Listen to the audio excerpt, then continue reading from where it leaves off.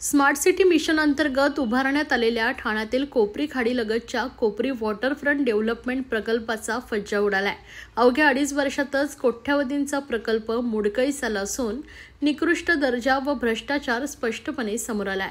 काँग्रेसचे मुख्य प्रवक्ते राहुल पिंगळे यांनी या संदर्भात मुख्यमंत्री देवेंद्र फडणवीस यांना थेट चौकशी व कठोर कारवाईची मागणी करणारं निवेदन दिलंय।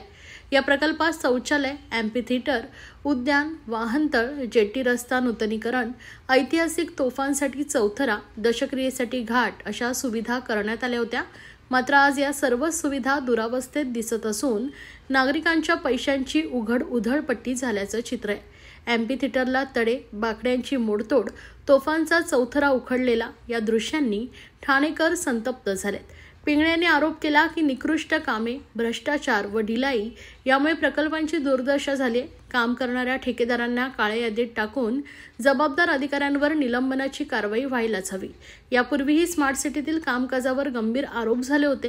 केंद्रीय नागरी विकास मंत्री हरदीप सिंग पुरी यांनी चौकशीचे आदेश दिले होते।